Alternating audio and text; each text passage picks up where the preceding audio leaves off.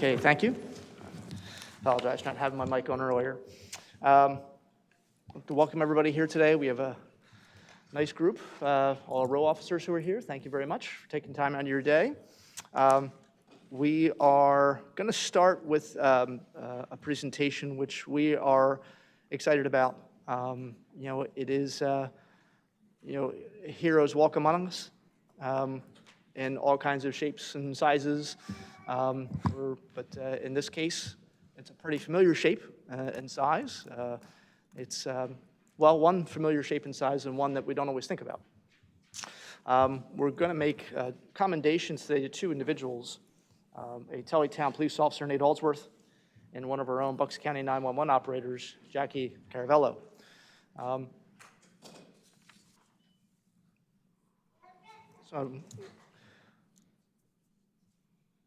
A call came in at 10:58 a.m. A baby boy had stopped breathing. He was just a few days old. His mother was distraught. In your line of work, there are good days and there are bad. And in Tullytown, Bucks County, on November 24th, 2021, the day before Thanksgiving, was shaping up to be the worst kind of day. But thanks to the quick thinking of a police officer and a 911 operator, and dedication to the safety of the community, a mother in Tullytown did not spend the holidays grieving a lost child. Because of you, her baby Zachary got a second chance. Ms. Caravello, you received the call from the boy's distressed mother and immediately put your training and experience as a police and emergency medical dispatcher to work. You assessed the situation, dispatched Officer Aldsworth, and provided Mom with life-saving instructions. Officer Aldsworth, you arrived at a harrowing scene. Zachary was, in your words, pale white and his lips were turning blue. Without hesitation, you checked for an airway obstruction and, finding none, began CPR. Before long, baby Zachary opened his eyes and began to breathe again. You continued CPR until Levittown Frail Souls Rescue Squad arrived and hurried the child to the hospital. Today, baby Zachary is alive and well and here with us because of your actions. We join all Bucks Countyans in commending you on a job well done and offering our gratitude for your combined decades of service to this county. We wish you both continued health and success and immensely important work you do to serve our community. We have a few people here who we're going to ask to come up and speak before we actually make the presentations. To begin, we'd like to have Officer Aldsworth and Ms. Caravello come up. And with them, we're going to bring up Tullytown Police Chief Dan Doyle and our Director of Emergency Services, Ms. Audrey Kenny.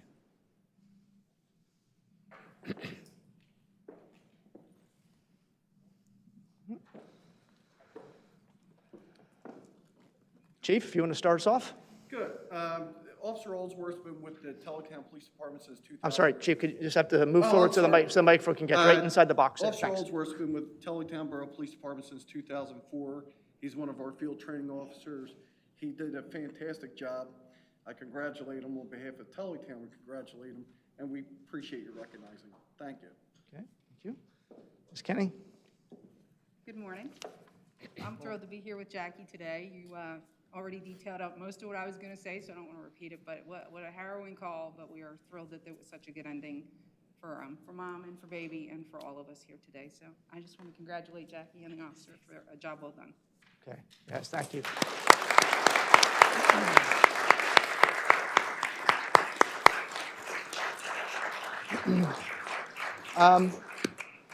We do have baby Zachary and his mom, Kelly, here. I didn't know if we didn't ask her if she wanted to speak. You're more than welcome to, but you don't have to. But she is here, and I think she's coming up here. Here we go. As she walks off, I just want to say I listened to this call. I knew how it turned out, but it was still torturous to listen to. And our dispatcher has a baby of her own, so to have to walk through that call was just amazing. And for the officer to get there and be able to have the presence of mind. And Mom, I tried to put myself in all of your places and couldn't do it. So what an amazing group altogether that you worked this out. Yeah. I'm sorry, I didn't have any kind of speech planned, but I just wanted to say, on behalf of my whole family, how much you mean to us, Officer Oswald, and thank you to you as well for walking me through that, even though I was frantic and not thinking, well, if it wasn't for you, and even for you trying to keep me calm, my son would not be here, and my family, I don't even know where any of us would be right now. State of mind wise, or just anything, you're a blessing, and you are really, truly our angel on earth. And I just thank you so much. Thank you.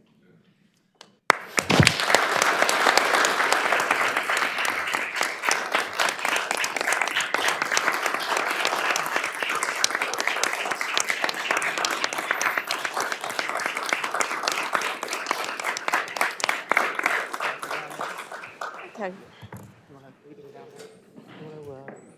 And on a side note, if you need to know anything about the Eagles, nature guy.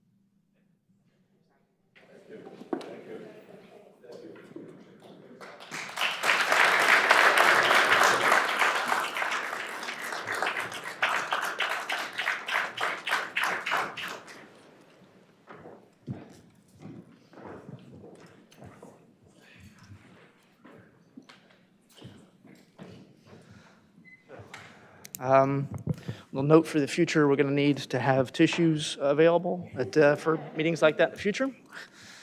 But certainly at a time when there's, a lot of talk about divisiveness and negativity in our country, in our county, in our Commonwealth, it's can't really think of a better way to start than people coming together the way those people did. And the bravery, obviously, of Officer Aldsworth, Ms. Caravello, certainly, little Zachary fighting and his mom doing everything she did. It certainly is a fantastic story, so thank you. We have another presentation today from the Bucks County NAACP. We have Ms. Karen Downer, who is Director of the Bucks County NAACP. We're going to ask her to come up, if you don't mind. February is, of course, African American History Month. And we have, the three commissioners have known Ms. Downer for a very long time and have a lot of respect for her, the work she does, as well as the organization. So thank you for being here. Oh, thank you. Okay. Well, first let me say greetings from the NAACP Bucks County, and I'm so pleased to be here. It's fitting that to be here to make this presentation to the commissioners, because when we started our focus on policing and education, the first place we came was here to the commissioners. I'm not sure, maybe we were expecting a magic wand, but they brought us down to earth very quickly and explained that if there are 39 police departments, you're going to have to talk to 39 police departments, and that we were not able to shortcut it. And so we got busy. And so now today, I'm happy to have this opportunity to update you on what we've been doing over the last year. Actually, it's been about a year and a half, maybe 2 years. So, next slide. So first, I want to talk about who we are. We are the National Association for the Advancement of Colored People. We were formed in February 12th of 1909, And we were formed partly because of the lynchings that were going on, race riots, and it was just a lot of crazy stuff, wild stuff going on.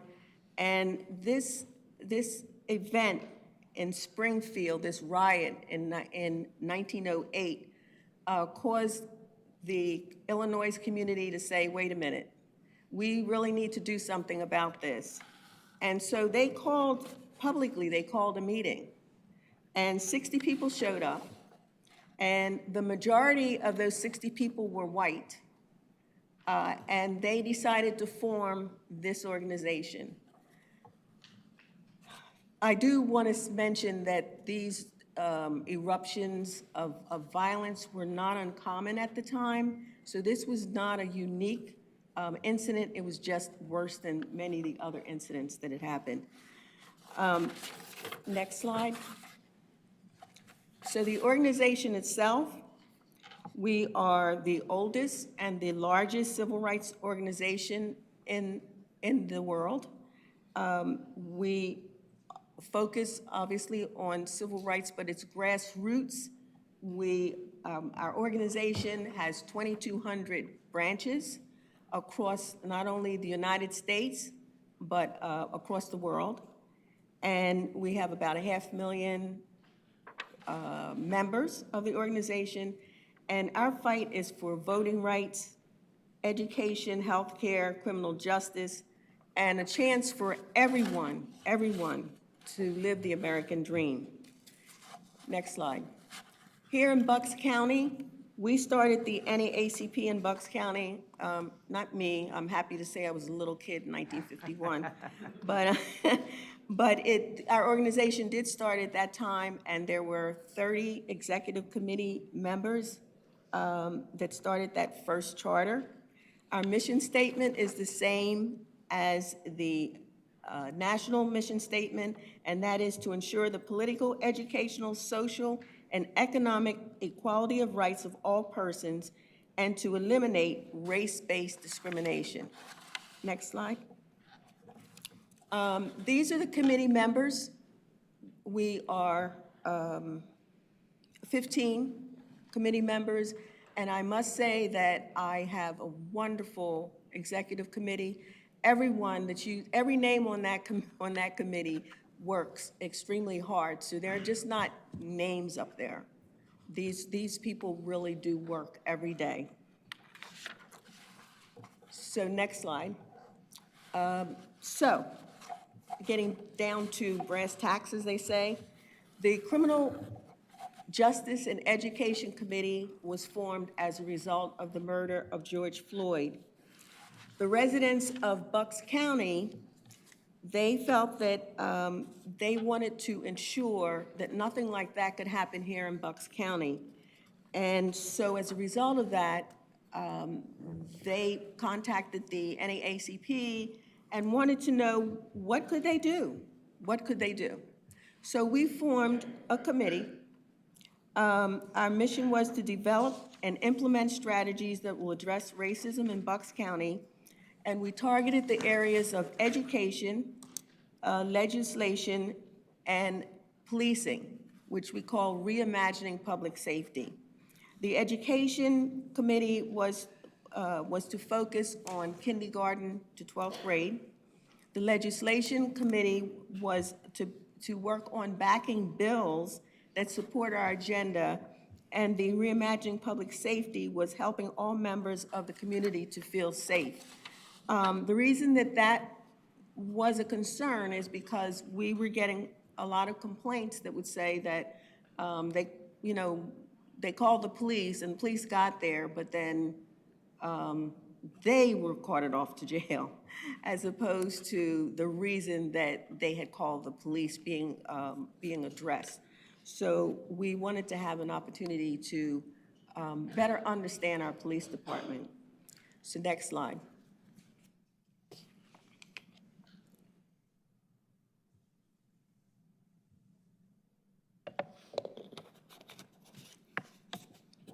So, reimagining public safety. So when When residents understand the policies and operations of police departments, it promotes public trust, which is essential to the policing mission. Trust is created when residents have confidence that enforcement is equitable. Police are there to protect them. Building trust with the community is fundamental to effective policing. Sound conduct by police improves community interactions, enhances communications, and promotes shared responsibilities for addressing crime and disorder. So our approach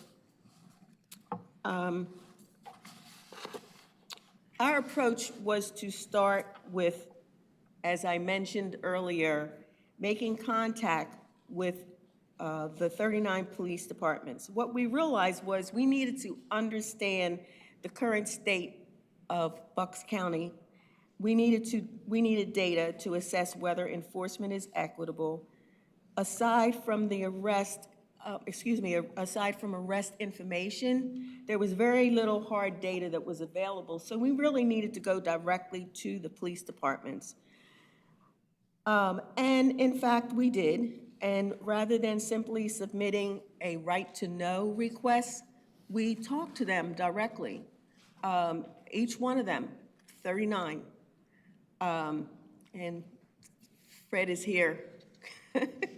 Fred Horan was running the police department in Ben Salem at the time, and he's one of the first ones that I must say that I talked to and that I recommended my committee talk to. Fred is very straightforward and honest, and he lets you know exactly what he thinks. And so he was a little easy on us, but but anyway, so he was one of the first ones that we did start with, just to get our feet wet as to how we were going to approach each one of these police departments. What we did learn was that the police departments in Bucks County range from a large number of about 130 officers down to very small police departments in the upper part of Bucks County that in fact often need to use the state police to help them because of their smaller numbers. And so we also had learned that our approach to each of those, the police departments, needed to be just a little different. We could talk about training and so forth, but in some of the smaller police departments, they just did not have the funding. They were not the size to be able to allow for training, whereas some of the larger departments were able to provide training so that the officers could come in and would not have to pay for their own expense for training. So to give you an update on where we are with this, as I had mentioned a few times, there's 39 police departments in Bucks County. Our RIPS, we call it RIPS committee, leaders met individually with everyone. We had a general meeting with everyone, and approximately 34 police chiefs attended that meeting. We are continuing to gather data from the various departments. We have also started to have discussions about, let me back up. We are having discussions about diversity hiring throughout the county, and we may consider minority scholarships to help cover the cost of training. We will be meeting with the police departments again, a general meeting sometime in this first quarter of this year. Next page.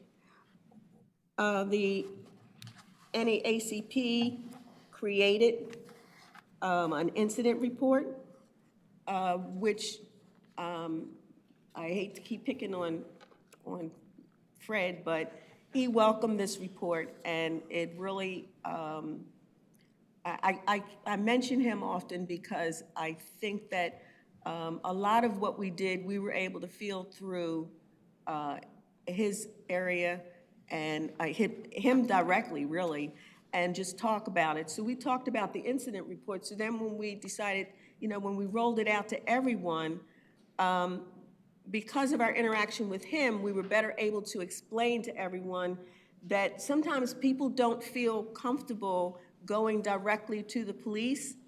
And so we just give them another option by offering that you can come through us, and then, but you need to enable us then to go back to the police and make the contact with the police to get your issue addressed.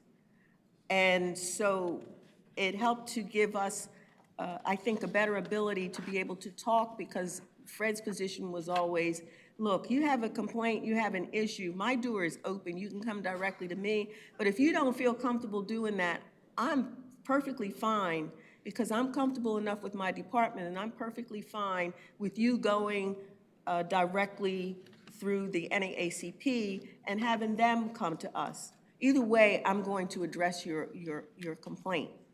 And so we were able to kind of use him as a sounding board again.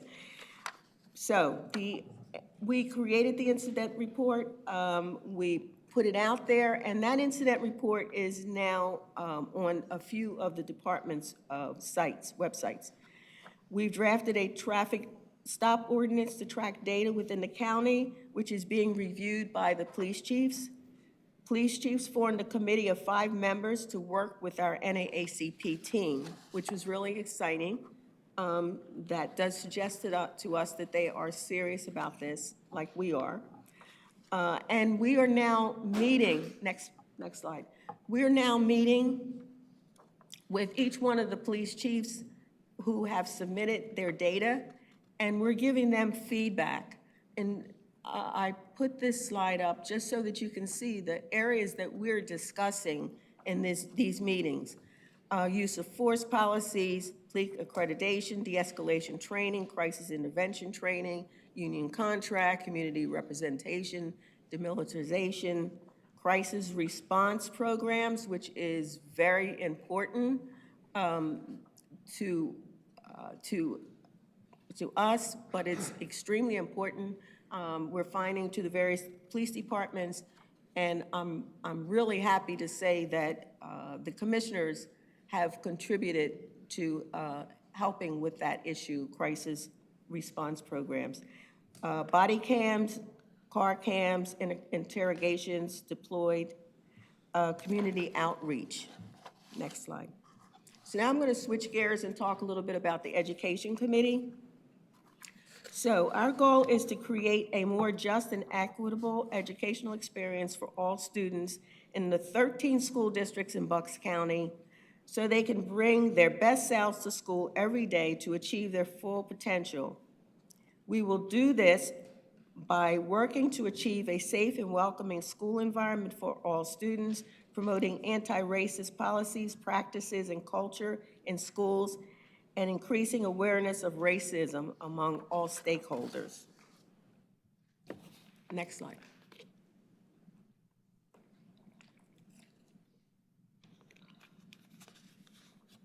Once we decided that we were going to go into this, we outlined the scope of what would be included. So we look at all public school districts, K-12, and we also include technical schools. We look at curriculum for anti-racist, trauma-informed, diverse, inclusive, historical, accurate, regardless of race. We look at the school-to-prison pipeline. We are looking to prepare parents to engage effectively with schools to drive change. We want to do that by working with them to help them become advocates for their own children. And the hiring practices and career advancement opportunities for teachers and staff. We divided this particular group into 2 parts. The inside would be the schools, the outside is the public outreach. And public outreach, we do educational training, events, seminars, workshops, etc. Next slide. The latest updates.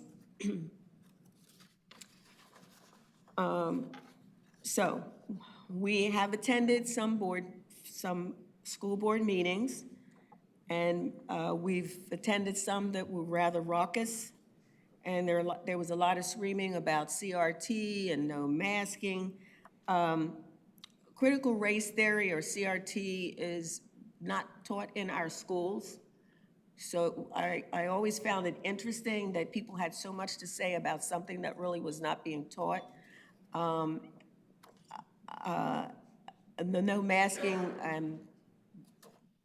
that's on each individual person. Pennsbury, they hired a DEI officer, and that person, along with their school board, has been continuously attacked in reference to DEI. And the attacks were often by name. So the NAACP, along with many other nonprofits, on November the 1st, we held a vigil at the Garden of Reflections in Yardley against the threat of violence in support of Pennsbury. Pennsbury, I must give them credit. They've never changed course. They've kept their eye on diversity, equity, and inclusion. I'm not going to go into a breakdown of any of that today because it's a lot of information. But diversity, equity, inclusion does not exclude any group. So for any white parents who are concerned about that, that is not the intent of diversity, equity, and inclusion. We need to learn more about each other in order for us to get along, and for us to be accepting of each other. You can't accept people that you don't know anything about. So that program really has a lot to do with things like books that we read, and just getting to know more about other groups. And, you know, sometimes I get so focused on addressing or trying to address various issues that have to do with my race. And at times I have to bring myself back because I'm sometimes guilty of not always thinking broadly about and knowing enough about other groups like Asian Pacific and just some of the other groups that are out there. LGBTQ, which is obviously not a race, but it's everyone needs to be themselves and who they are, and they should not have to come out and pretend that they are something other than what they are. And it's our job to make people feel safe in school and in our environment as a whole. We sent a letter out to Pennsbury to encourage them and support them in what they were doing. We've attended Bensalem School Board meetings. We were trying to support them in terms of getting a DEI officer. I have to say that I do have a little concern that we need to always remember that just because there's diversity in a community, it doesn't stop there. We need to look at that diversity, because I know in schools in general that white kids are using nigger. They use that word, and they're looking at it. I'm not sure how they're looking at it. I mean, my reaction is offensive. I listened to my granddaughter, who would get very upset because that term was being used so liberally around the school. And I think it's incumbent on the administrations to recognize, sorry, I know I put this under Bensalem, but I don't mean this for Bensalem specifically. I'm sorry. I don't want to mislead you. This is not targeted at Bensalem. I'm making a general statement because all of the school districts do this.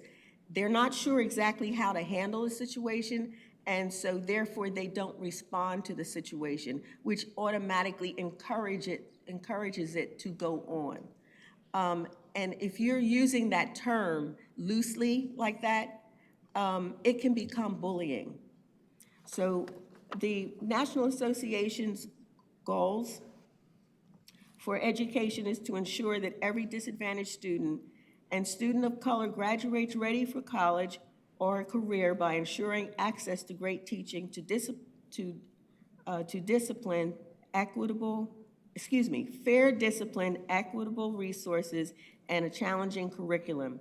And that is also our Bucks County agenda. Okay.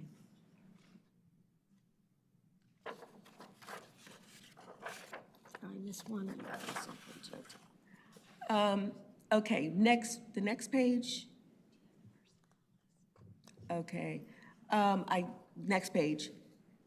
Okay, so I'm bringing this to a close. But I did want to mention that we awarded 5 students in 2021. They each received $1,200. And it was, those 5 people were from across the entire Bucks County. By the way, I have to say this, I know everybody is zoomed out, but it was kind of like I was slow getting into Zoom because I kept thinking all this stuff was just gonna go away magically, and that we were just gonna go back to normal and we were gonna meet. And then I started using Zoom, and voila, I was able to reach the entire Bucks County. We are all of Bucks County, not the lower end, not the middle, but all of Bucks County. So the recipients are from upper, middle, and lower Bucks County. Mia Alamo was Bristol Borough High School. Luke Blackwell was Central Bucks East High School.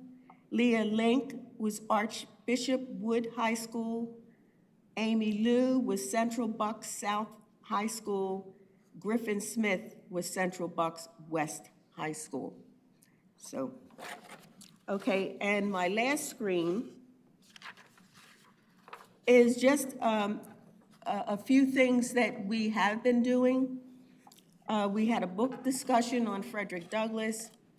We had a film discussion on Do the Right Thing. And that was led by Dr. Turner from Delaware University, that's Bucks County, Delaware University. We had presentation on educating ourselves on white privilege and on how to be an ally to people of color. We had a discussion on anti-hate, and that was a focus on Asian Pacific. We've done numerous letters to editor and press releases and statements on educational concerns, voting concerns, and on discrimination. And we've had workshops on voting, receiving and processing your mail-in ballot. We've had panel discussions on combating bias, and we were joined with Kahila and the Peace Center to discuss unity. That discussion partly came out of an issue with one of the, I know it was the Philadelphia branch, who he made a racist comment, and all of a sudden well, first of all, Bucks County was slow in making a response against that.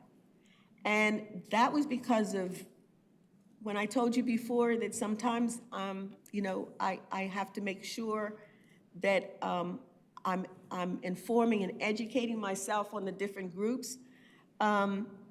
I did not truly understand that I just assumed that the Jewish community in Bucks County would know that the NAACP Bucks County was not happy with a comment like that. But I was slow coming out, and a lot of my friends came to me and said, Karen, I think maybe we need to make some sort of a comment here. And so I did a comment, but I was so upset with myself that I tapped the Jewish community. I went to Rabbi, and we had a discussion, and we talked about this fact that we really need to remember to work at this all the time. And so out of all of that, we had this discussion on combating bias. And we also work with the Bucks County Health Improvement Partnership to identify older residents of underserved communities who may not have internet access in order to get them vaccinated. So, last slide. And I would be remiss if I didn't mention that it's only $30 for you to join the NAACP. If you'd like to send a membership in, you can visit our website at naacpbucks.org in order to go directly online and join our Bucks County organization. We lived over the last couple of years, especially because we've not been able to have a fundraising event in person. So we have lived off of the contributions that everyone has made, either joining or just sending a contribution. And I truly, truly appreciate it. It has kept us above water. And I thank you very much, Commissioners, for allowing me to speak. Thank you. Thank you. Thank you. Appreciate your time, and obviously, yeah.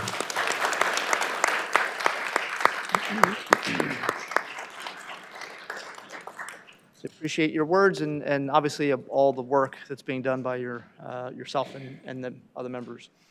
Our third presentation is involving something else that's new. I mean, the county over the past 2 years has gotten a lot more open in terms of its transparency.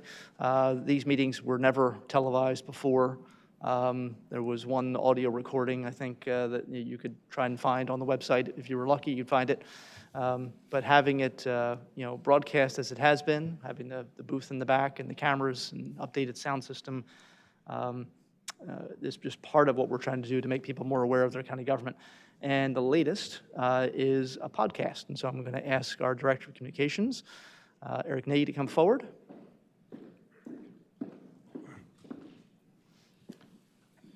Good morning, Commissioners. Thank you. I'm not going to talk much. I am here to introduce one of our newer, not just employees, but a first person to hold the role of digital media specialist, which is something that is becoming more and more common, and we're probably a little late to adapt, but I'm glad that we are there now. She comes to us by way of KYW News Radio in Philly, and also before that, WBCB in the county. And Charlotte Reese is just one of those elements that is helping us sort of launch into the 21st century finally, if not catch up a bit. Since the beginning of our administration, we've grown our social platforms from the thousands to the tens of thousands. Our interactions and views can range into the 100,000s. So people do have eyeballs on what we're doing here, and we're meeting people where they are, which is on the internet, which is, folks are watching me say this right now on Facebook live streamed. Charlotte has come aboard and really tackled some newer things that would have been a foreign concept to us previously, like Instagram and TikTok, which is still a foreign concept to me, but it seems to be growing at a really nice rate and people seem to enjoy it. Another thing that Charlotte does here is helps to organize all the presentations you see at these meetings to coordinate with those folks. And Charlotte's part of a communications team that is working around the clock, really, since the beginning of this pandemic, especially to deliver critical information to the public and being responsive in a quick turnaround to the free press and our reporters. But today is about a podcast. And I'm really excited about this, and this is Charlotte's baby. This is her idea. Charlotte brought this to us during her interview, and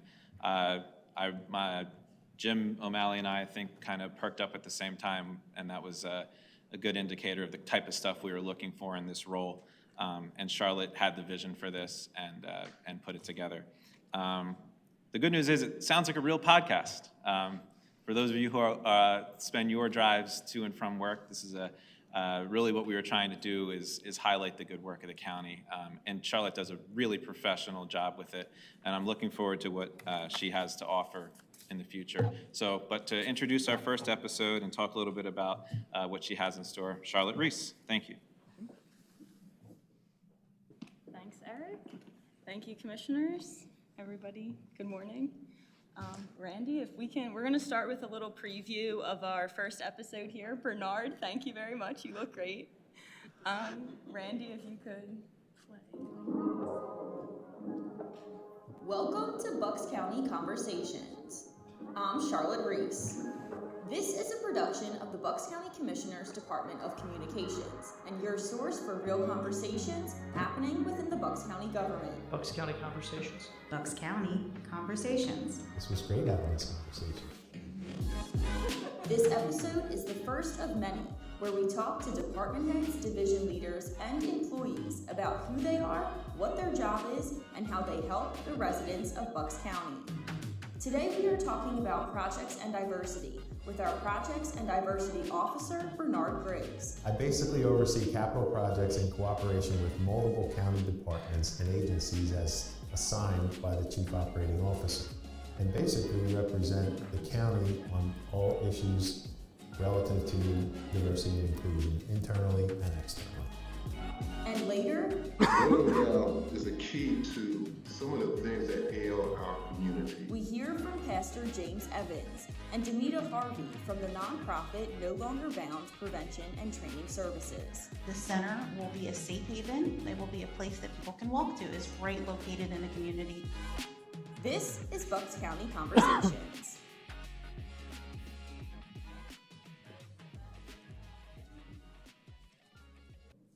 Hoping this works, so if anybody wants to scan the QR code, either if they're watching or here in the meeting, it should take you right to our website for the podcast.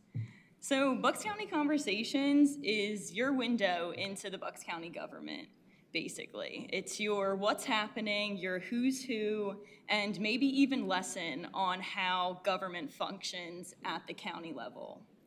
So before I go on, Eric did give me a little intro, but the whole point of this podcast is to get to know the people that are working for the residents of Bucks County. I'm Charlotte Reese, born and raised right here in Bucks County, Neshaminy High School graduate, spent 2 years at Bucks County Community College, and got my degree in journalism from Temple. Came right back to Bucks County. I was the news director at WBCB before going on to KYW, where, yes, I did a lot of podcast work. So then I came here to the county this past summer and introduced this podcast idea to you guys. Thanks for liking it. Podcasting is this digital audio storytelling platform that has really exploded over the last 4 or 5 years. There's research that says more than 100 million Americans are listening to podcasts weekly. There's topics of everything, sports, entertainment, so why not Bucks County? Get the word out. So Bucks County Conversations, like many podcasts, are free, readily available on smartphones. You can search it in Apple Podcasts, Spotify right now, and we'll post each episode to our website too, buckscounty.gov, and on social media. Each episode is going to highlight the amazing people who work here, or people working to better the community too. It's going to allow them to explain what they do directly to residents in a more laid-back, conversational way, hence the name of the podcast. Eventually, it's going to be a Rolodex of information for residents to just go on our website if they want to know more about a department, a project that's going on, or a program that the county government offers. So you just heard the intro to our first episode. Bernard, thank you very much for going along with me here. And now that it's come to life, I think, we already have more episodes in the works. We're gonna highlight the Human Services Hub, talk a little bit about the new ordinance passed recently to help stop human trafficking in Bucks County, our Parks Department. There's so many things that we're gonna highlight. And these episodes are edited, produced, so listen to it on your commute in, while you're doing chores around the house. It'll be 20 to 30 minutes, nothing too long. And it's gonna be stuff that the commissioners really believe that the residents should know more about. So just to kind of wrap up, plain and simple, the goal is for people to talk about the Bucks County government, right? There's so much to be proud of here. I'm very proud to work here. This atmosphere here is so friendly and supportive. And I am really looking forward to highlighting the positive hard work being done here, because it really deserves to be out there on all platforms, social media, podcasting, and who knows what else the next generation will come up with. But I'm really excited, humbled, and grateful. Thank you, commissioners. Thank you. Appreciate it. Thank you.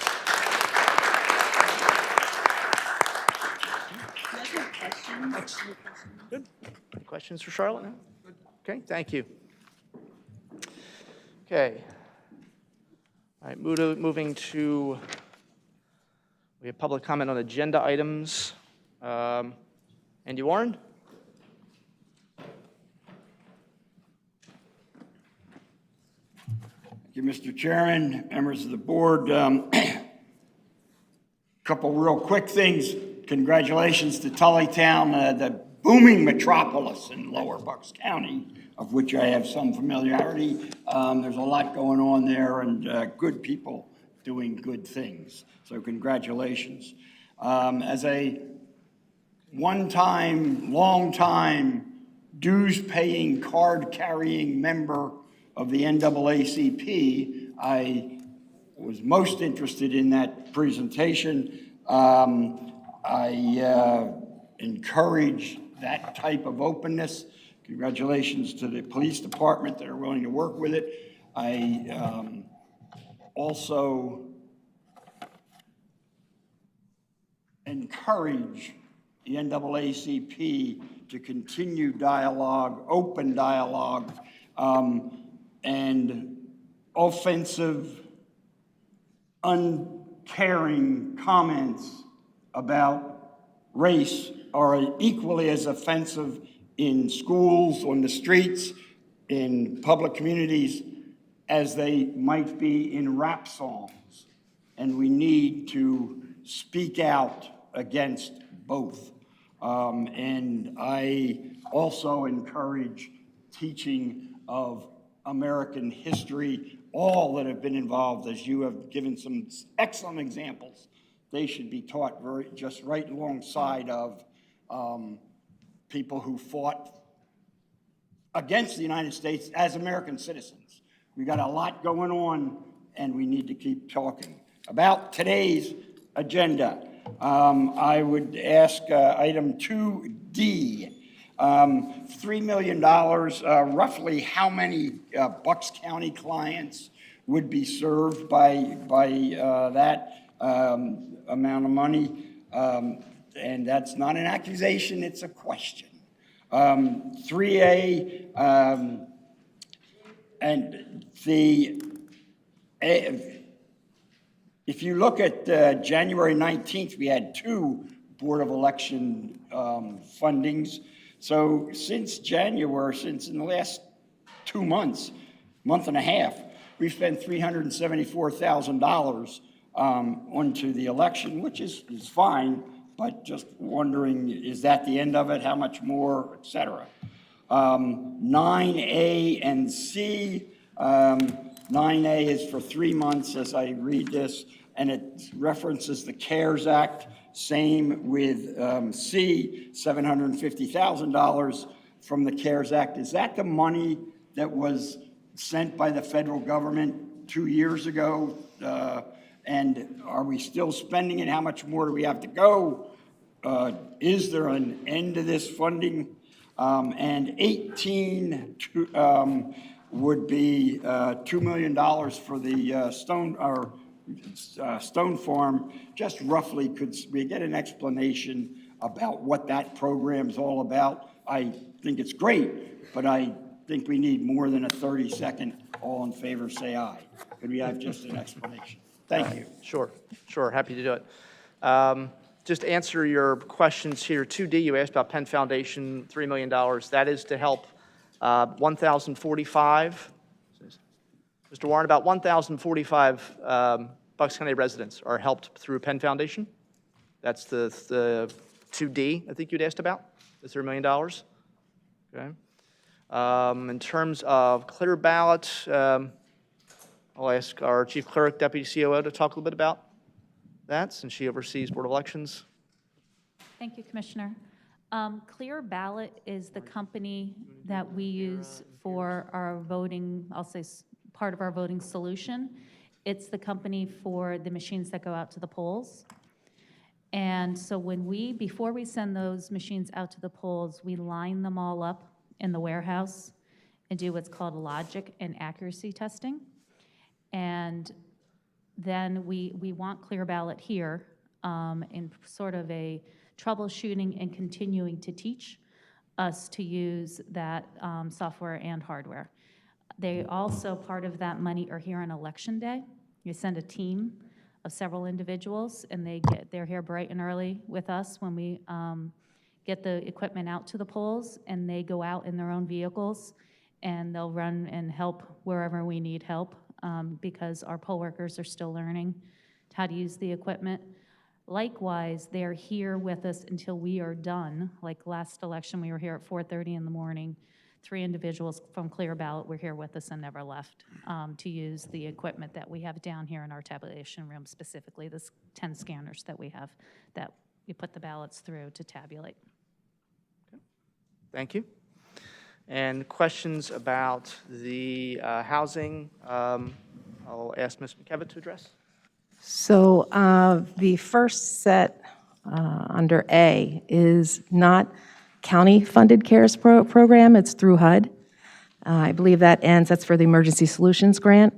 And also the BARA program is also through the federal government, not part of the county allocation of CARES funds. And I believe that runs through 2025. Okay. All right, thank you. In item 18, we actually are going to be tabling, which we'll get to in a little bit.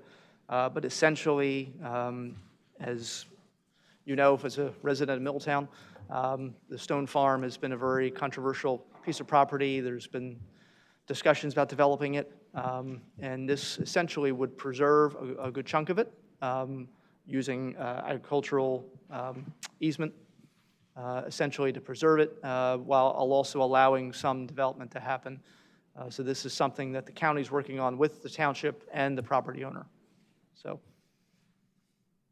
all right. Okay, so moving on, we have the consent agenda, which includes the minutes from February 2nd. Are there any comments or questions regarding the minutes? None? Okay, and then we have our resolutions through the consent agenda, numbers 1 through 17B. If there are no comments or questions, is there a motion to approve the consent agenda? So moved. Second. All in favor? Aye. Aye. Okay, thank you. All right.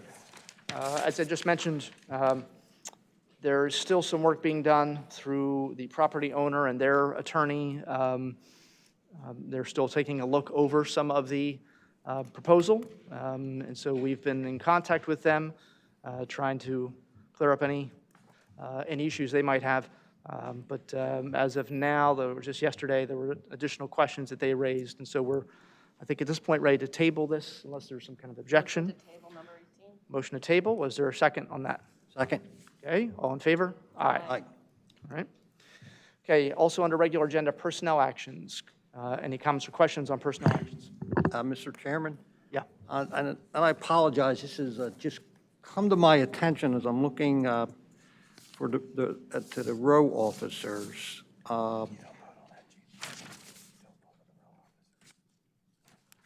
The solicitors.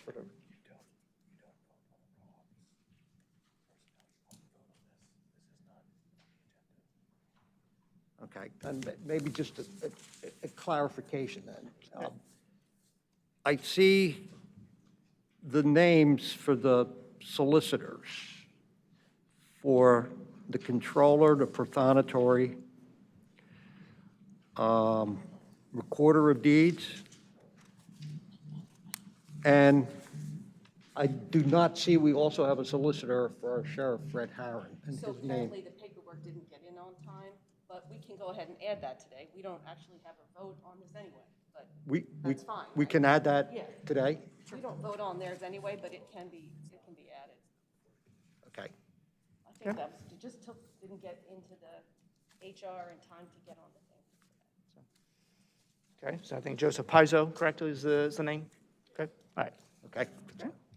All right, so is there a motion to approve the personnel actions as amended? Second. All in favor? Aye. Aye. Board appointments. We have one. This is for the post-secondary spot on the Workforce Development Board for Dr. Benjamin Rosolowski, who is from Del Valle University. This would be a position that would go until February 20th, 2025. Is there a motion to support Dr. Rosolowski to the Workforce Development Board? So moved. All in favor? Aye. Other civics, the county's making two contributions, one to special equestrians in the amount of $4,000, one to the Twilight Wish Foundation in the amount of $3,000. Is there a motion to make both of those contributions? Second. All in favor? Aye. Thank you. Chief Operating Officer, Ms. McKevitt. Thank you, Commissioner. I just have a quick update on the American Rescue Act funds. And if you can indulge me for a few minutes, I have a couple add-ons to it as well. The Bucks Recovery Grants will be issued in March. It's rounding about a little over $5 million. So those checks should be going out in March. Award letters went out for our human services providers, and that includes areas of concern in aging. Oh, sorry. How about if I move this closer? Can you hear me now? Yeah? Okay. In aging, behavioral health and developmental programs, children and youth, drug and alcohol, and housing, and that's roughly over about $16 million. In addition to that, we gave out the test kits, and I'm going to ask Audrey to give us an update. We gave out about, well, let Audrey talk about that, because I think it's a little less than 300,000.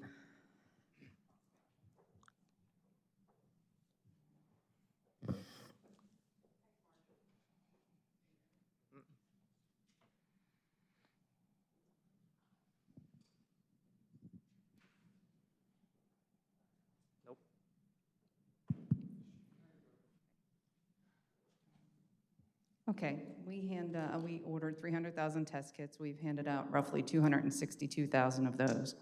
We did 8 public distributions where we handed out about 153,000 test kits.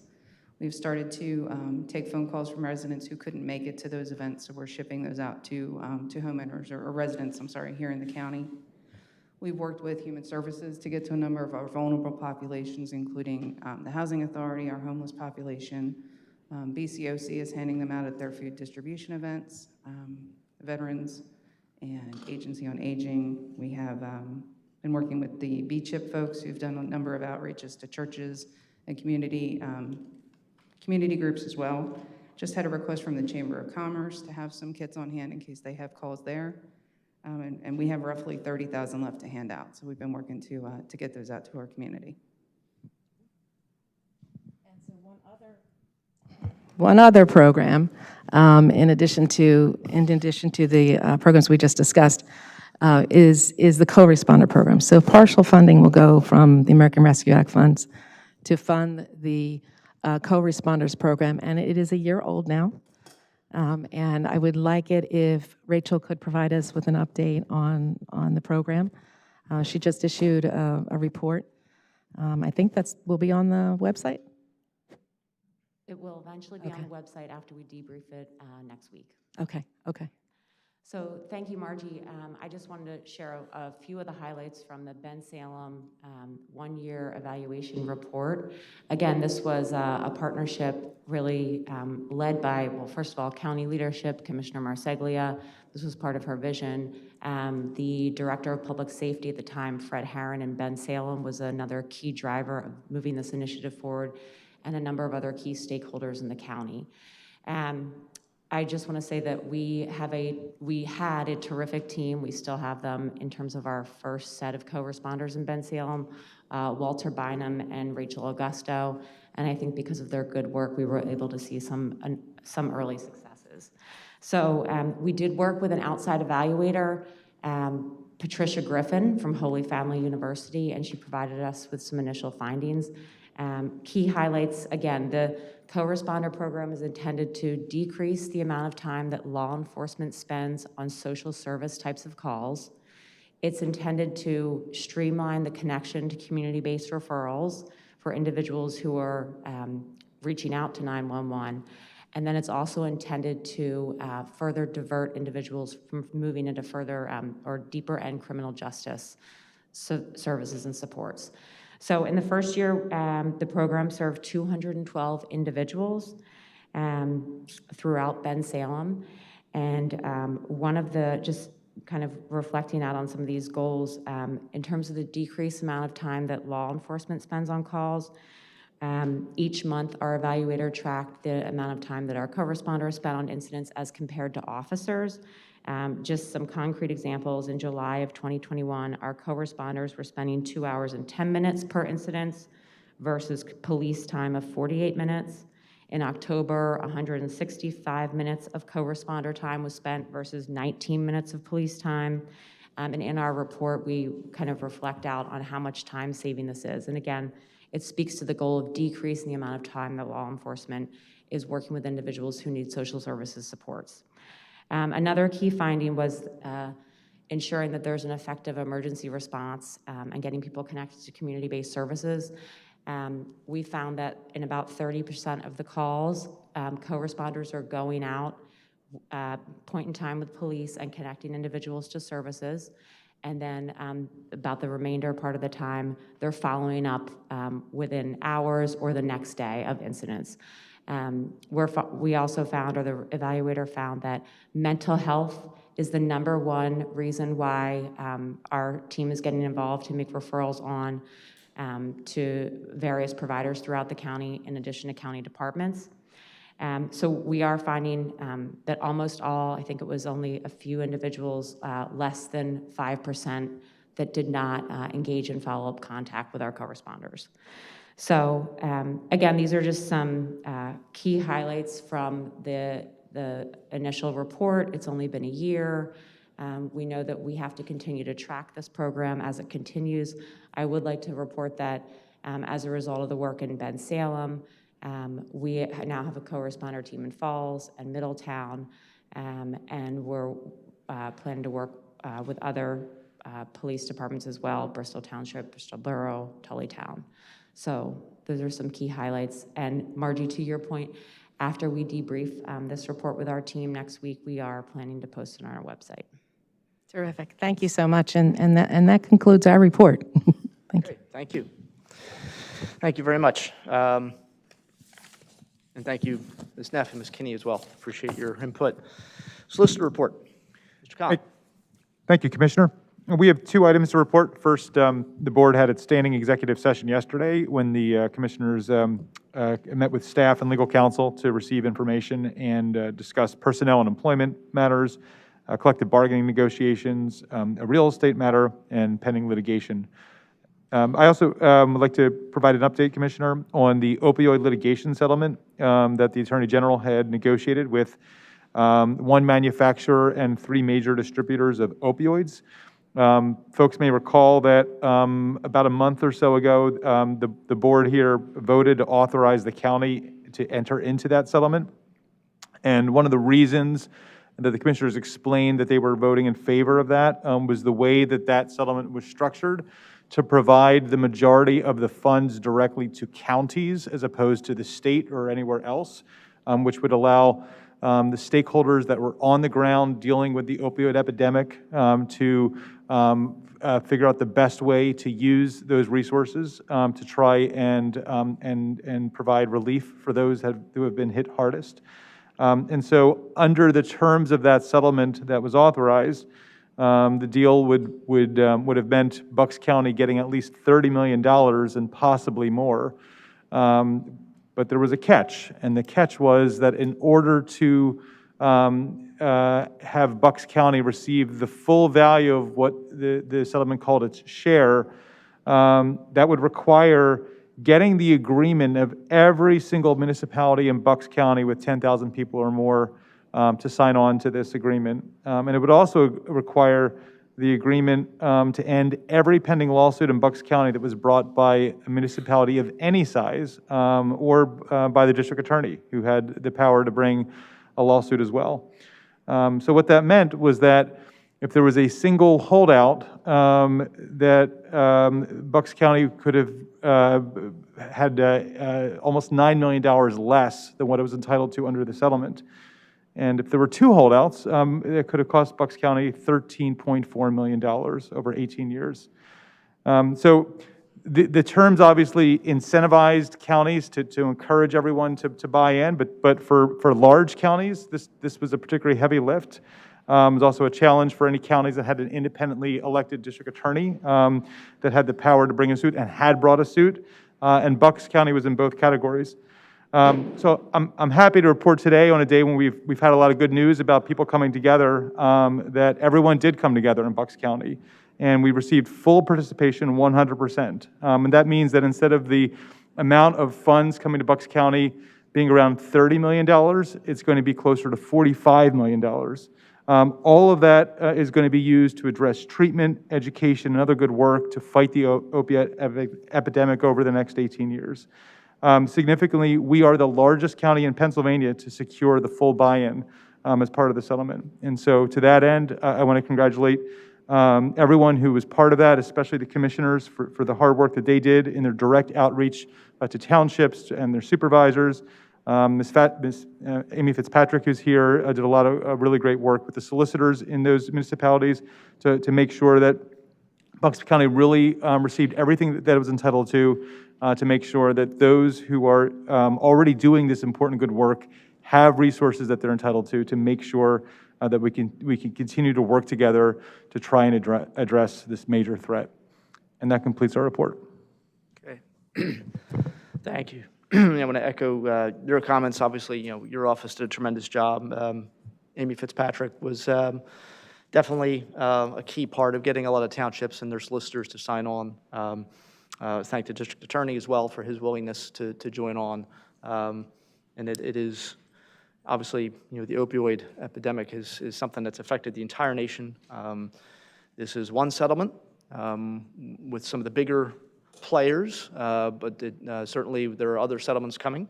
In fact, one just is coming in the meantime with the smaller ones. So I think this provides a good roadmap for how the money can be used and gives us a chance to start healing the communities and families and helping out those agencies that do that help as well. Okay, so thank you very much. Okay, up to item 9 on our agenda, which is brief public comments. And we'll start with Jamie Walker.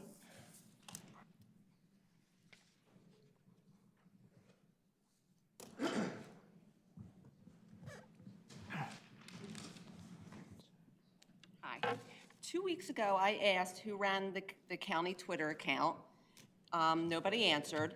Megan and I went up to the 5th floor to ask at the communications office who runs the county Twitter account. Charlotte took our information. She was supposed to get back to us. She never called us. I called Charlotte and asked. She never got back to me. I called Jim O'Malley and asked. He never got back to me. Then I came back to the county building, went back up to the 5th floor, left my information, I guess, with the receptionist.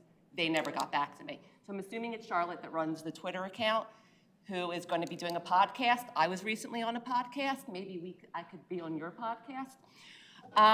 On July 29th, I went on a major news source praising our commissioners for placing children over politics and supporting our health director's guidance. 3 weeks later, we all know you guys changed the guidance. I have been looking for answers as to why this happened and who actually wrote the guidance and how it came to be. Since that time, I have put in right-to-know requests, and I've come to these meetings and made public comments. Here's what I've been called from the commissioners and their associates. I have been accused of sending threatening emails. A commissioner came to my school district, called me a suicide trigger. I have been called a conspiracy theorist. I have been called an email tracker downer. I have been compared to an insurrectionist, a domestic terrorist, and the latest, which I really enjoy, in a right-to-know response I got from a county solicitor, I was called a political extortionist. Now, I was not even sure what a political extortionist was, so I had my husband look it up, he read it to me, and then we laughed. This is unacceptable behavior from our county government. You are trying to hide what you guys did, you know it was wrong, and now you're trying to do everything you can to hide what you did. It needs to stop.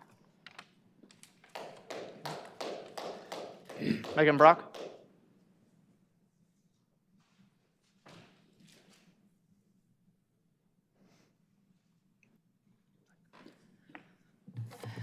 Good morning, everyone. I'm just going to kind of continue the sentiments that Jamie has said. I kind of made a little list of all the things ways I've been bullied by Bucks County government. On 8/18, Commissioner Marseglia left the room after my comments and then called me disgraceful in an email. There was a CBSD high school event in which Commissioner Marseglia did compare Jamie and I to a suicide trigger, and then said, quote, "If these couple of people can do this with their anger," so sharing our comments was apparently anger. Number 3, Chris Daly, the former head of security, targeted and threatened our First Amendment rights after a meeting. We, again, brought this up to all of you, and instead of addressing our concerns, a couple of days later, you posted a photo of all of you maskless standing with Mr. Daly. You've called us conspiracy theories. You've made accusations against Jamie, which you had to apologize from, Commissioner Marseglia. Last meeting, Mr. Haran accused me of attacking. Well, I believe he was trying to indirectly accuse me of attacking Commissioner Marseglia. Something interesting, when I followed up with a phone call with him later that week, I realized that I couldn't call him from my phone, and I tried it with other Bucks County numbers. So this is 215-348-6000. This is what happens when I try and call any number in Bucks County. Let's see what happens when I call *67. *67, 215-3, what is the number? 348-6000.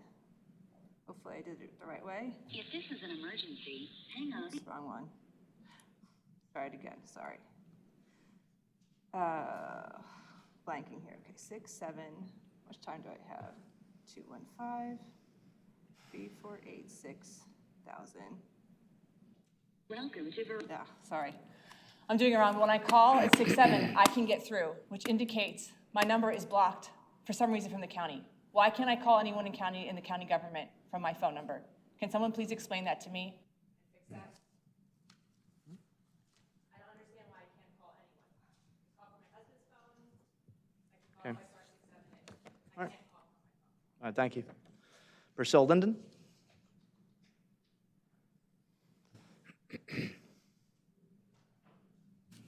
Priscilla Linden from Upper Makefield. I originally had 2 short comments, but I'd like to respond with a personal example that Ms. Donner referred to. I have a 9-year-old biracial grandson. Since he was 3 years old, he has suffered at least a half-dozen negative racial epithets on the playground, in school, aftercare programs, and programs at a very prominent athletic club in Newtown. Each time it happens, it takes a bit of his self-sense down in the peg. Initially, some of these incidents were handled by a pat on the back saying, "You're stronger than this, you can take it," until parents and grandma got involved. So yes, we do need a constant conversation. We do need diversity, equity, and inclusion programs. Fortunately, he goes to school in Pennsbury School District. They have a very active DEI program. The teachers, the principal, the librarian is totally involved in that. So I'm thankful for that and hope it continues. The comments I came here to make. First, to compliment and praise Linda Bobrin and the Register of Wills Department for the Valentine's Day weddings. I think it's an illustration that government, as earlier in our agenda, can show human kindness. And I think that's to be praised and continued. My second comment is for Mr. McPhillips. Unfortunately, he's not here, the Recorder of Deeds.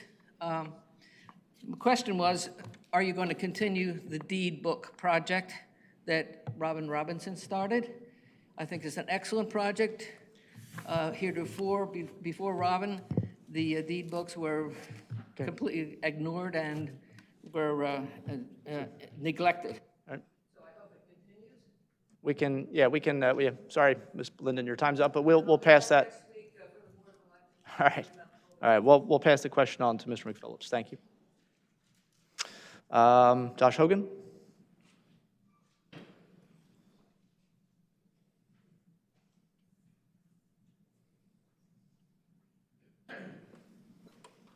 All right, thanks, Commissioner. I am proud to hear that on several fronts, we are making the theme of these meetings coming together, being unified, fixing things.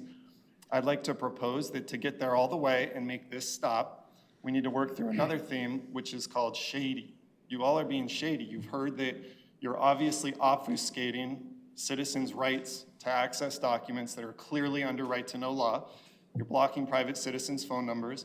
When we come up and talk, for the most part, none of you are actually looking at us. I'd actually like to do an exercise with everybody to show what I mean by this. Go ahead, everybody, and put your little paw in the air if you have ever liked, interacted with, or followed a social media page specifically designed to denigrate and mock an individual Bucks County citizen. That's shady.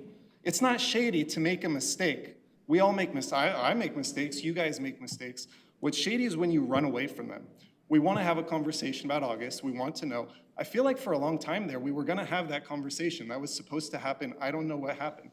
I don't want this to be belligerent. I've had one of you tell us that you went into a meeting with Democrats and you told them you support Dr. Damsker. We should be friends. Seriously, I should buy you a beer. Pick your lunch place. It'll be my treat. We can get along, we can come together, but we have to address some things that happened in August, and it feels like to us, you are doing nothing but obfuscate and hiding and keeping it away. I just want to know why. Once we know why, once we can work through it and solve it, this all gets to come to an end, and we'll be happy and move forward. Obviously, things are pretty good in the schools right now, so let's keep moving in that direction, please. Thank you. Thank you. Andy Warren?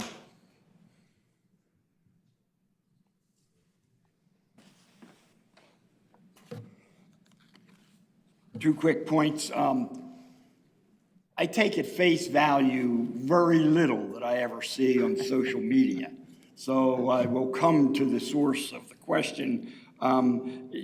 Has the Republican National Committee sued Bucks County for right-to-know information? I know I can't know what the suit says, but I just wanted to know if, one, that was accurate, that the Republican National Committee had to sue the county to get information. And 2, just at some point, I'm sure I misheard or misunderstood. The settlement for the $45 million, that doesn't mean that Bucks County can't sue, or any entity in Bucks, governmental entity in Bucks County can't sue a major drug company for opioid issue, does it? Over the next 18 years. Sometime if that can be explained. Yep. We'll get to it. Yep, thank you. Paul Roden.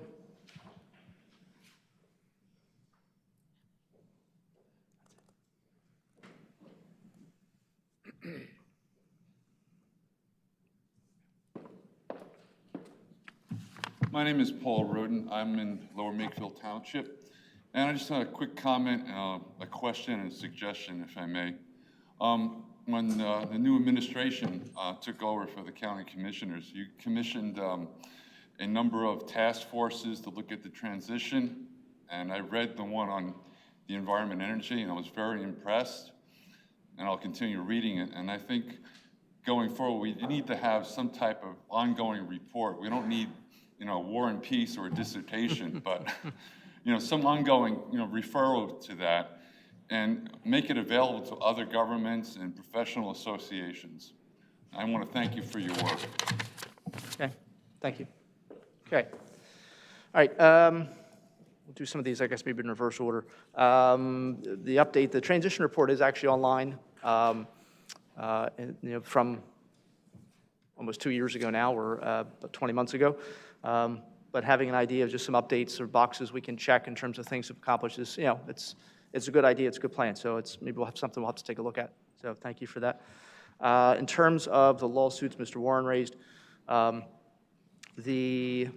ask Mr. Khan to talk about the open records issue. Sure. Thank you, Commissioner. So, Mr. Warren, thank you, Commissioner. To both your questions, I think there was something published online about an RNC lawsuit. I think that was referring to the action that happens when right-to-know requests are sent to the Office of Open Records, and if any party doesn't like their decision, they can then basically appeal that to the Court of Common Pleas, and the way you start that is by filing an action in the Court of Common Pleas, and so I think that's why someone technically called it a lawsuit, but it's simply the right-to-know process, the next stop in the process after Office of Open Records. As to your question about opioids, so in particular, the settlement we talked about, it concerned these 3 large distributors, as well as the Johnson & Johnson subsidiary that made opioids.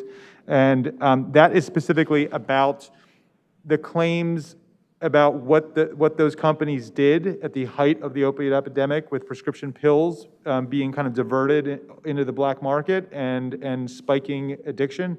And that is all sort of past looking. So the money is forward looking. The money will come to Bucks a lot of it will come very soon, and then over 18 years for Bucks to be able to spend that. That does not mean that if there is new misconduct that is uncovered, we're in any way sort of stopped or prevented from taking appropriate actions, which would include bringing lawsuits. Okay, thank you. And let's see. With regard to open records, is actually a good way to segue in. So the right-to-know law in Pennsylvania has been around for a while. It's just a recent, I guess, tweak to it, or Sunshine Law tweak to it. But right-to-know essentially allows public citizens, this is at the federal level as well, to ask for documents that are in the possession of the government, whether it's local, county, state, federal. What we're finding, and I think this is part of what is coming out of this open records issue that's in the Court of Common Pleas, is that some people, I think, assume that when they put an open records request, they're going to get all the answers they want because they have an idea of what the answers are before they even put in the request. And when they do get replies back that don't fit whatever box they've created, and then all of a sudden there must be something wrong. It can't possibly be because the answers have already been given, and the answers aren't what you thought they were. It must be something else.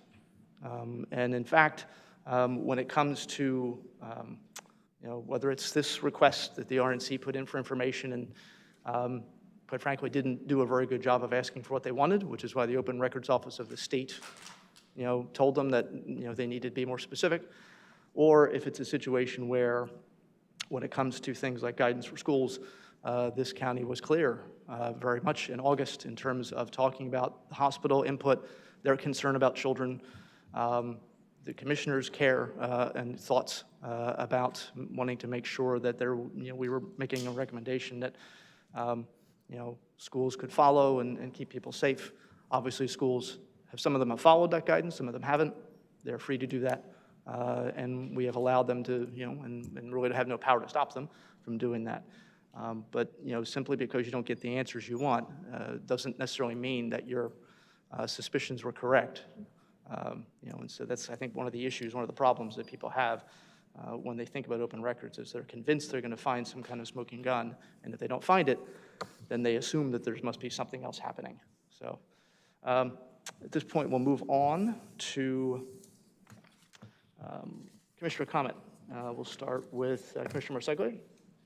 The only comment I have is tomorrow at 3 o'clock, tomorrow from 3 to 5 at Bucks County Community College in honor of Black History Month. They are having a panel discussion about Dr. Frank Erdman Boston, and Bernard Griggs and I will be there as part of that discussion. So it's virtual, so I encourage you to turn in at 3 o'clock tomorrow. Thank you. Commissioner DiGirolamo? Yes, thank you. Just a quick comment on that opiate settlement. And want to thank everybody from the county that was involved in getting that done. It was a lot of work to making sure we got all the municipalities on board, and thank the district attorney as well for getting on board, because he had a separate lawsuit. And Andy, Warren, just to answer your question, I think Joe explained it pretty well, that this lawsuit that we're talking about are the three main distributors nationwide that distributed the opiates, and Johnson & Johnson, who was one of the main manufacturers of the opiates. There are actually, I believe, 4 or 5 other companies that manufactured opiates as well. Purdue Pharma right now, I think it's in the courts, and there's a nationwide settlement because they were, I believe, one of the biggest, if not the biggest manufacturer of opiates through the years. And there's 3 or 4 other companies that this suit does not include, so at an appropriate time, we might be able to file a lawsuit against those other companies. And on the settlement, I mean, I think there was a legitimate, a real possibility, a legitimate possibility that these companies could declare bankruptcy at some point in time, and not only Bucks County, but the rest of the states, Pennsylvania and the rest of the states, a real possibility of not being able to get anything at all. I think the Attorney General, I think as I've mentioned before, I think he did a really good job in negotiating the settlement. He was one of the lead Attorney Generals from around the country to negotiate the settlement. And as far as what we're going to do with the money, and again, I think a lot of the money is front-loaded in the first years. The money will be coming in over 18 years. And decisions will be made on how we're going to spend that money. And, you know, Rachel, who's our head of human services, and certainly Diane Rossetti, who's our SCA and head of our drug and alcohol, they will be at the forefront in making decisions. But from my experience, certainly education's important. Buying Narcan and making sure we're saving lives with the Narcan if money were put into that. But I really think the money, or the majority of it, needs to go into treatment. There are a large number of people that fall through the cracks, that don't have insurance, that don't qualify for Medicaid. There might not be any county money available at the time, so if we put that money and make sure that people, when they need or want to get into treatment, have the ability to get in as soon as possible or right away, because we know from experience that if you tell somebody to, you know, call back next week, or we might have a bed next week or 2 weeks from now, that person's just going to go out back on the street and buy their drugs, and you might never find them again. So I think a good place to put it, not all of it certainly, I mean, there's other good places to put it, but helping people get into treatment that don't have insurance and don't have a way to pay for it, I think is a good use of that money. Thank you. Okay, thank you. Okay, we're going to end with, first of all, thank you to all the people here who work for the township. Just 2 years and I still say township. Still going to make up for the 16 years I spent as a supervisor, saying that all the time. So we're here for the county, helping us make the meeting a success, especially our communications department, putting together the proclamations and everything, and organizing the presentations here. Everything from making sure people knew what time to be here, and reaching out to the right people, to working with getting the right PowerPoints on and everything else. Excited about the podcast and the increased efforts of this county to reach out to people and let people know what their county government does for them and what we can do for them. And special thanks, it's been said already, but I think it deserves repeating. The Vows and Valentines program earlier this week was really an amazing program. I'm sure there'll be a lovely tear-jerking video at some point in the not-too-distant future. A couple of weeks. So, but I think there were, by my count, I guess like 13 couples that got married, and maybe like 8 or 9 that had their vows renewed. 16 married, 9 renewed their vows. Food, music, really a kind of a beautiful setting. The 3rd floor here of this building is really nice. We had the certainly no disrespect intended to the others, but the judge with the most personality doing the service. I did tell Judge McGuffin that I'm sure there are some chapels in Vegas he could work on the side if he was looking for some extra cash. But yeah, it really was a great event. So thank you to your staff. I know how hard they worked, and you as well. So thank you for that. We are, obviously, for the past, no one who ran for office in 2019, for any office, intended on running for office to win and then have to govern during the worst pandemic in over 100 years. And so certainly for the three of us and for others who were elected to different offices, county, state, and federal, and everything else, and local level, the last 2 years have been trying, is a mild way of putting it. Overall, I've been very impressed by we tend to focus, I think, too much on the naysayers, too much on the people who try to buck the system and poke holes and everything. But overall, I think our county has really done well. Special thanks to the people in this county who have county government who have worked very, very hard, from emergency services, health department, really every department head and division leader and anybody, row officers. They've all had to make adjustments to how do we work in this environment? How do we provide services to the people of this county at the level that they deserve, and still maintain safety and still maintain everything else for ourselves and for them. Impressed with the businesses who have had to kind of change their models and be as resilient as they have been to our teachers, to our police officers, firefighters, rescue squads, doctors, nurses, et cetera. We know certainly that if we know anything about this virus, it's that we don't know enough. It has sort of challenged us and thrown us curveballs a lot. The numbers, however, as we've been seeing, are going in the right direction. Hospitalizations are way down, cases are down. We still do lose a few people, averaging a few people every day in this county, but that number has dropped as well, and we expect it to continue dropping.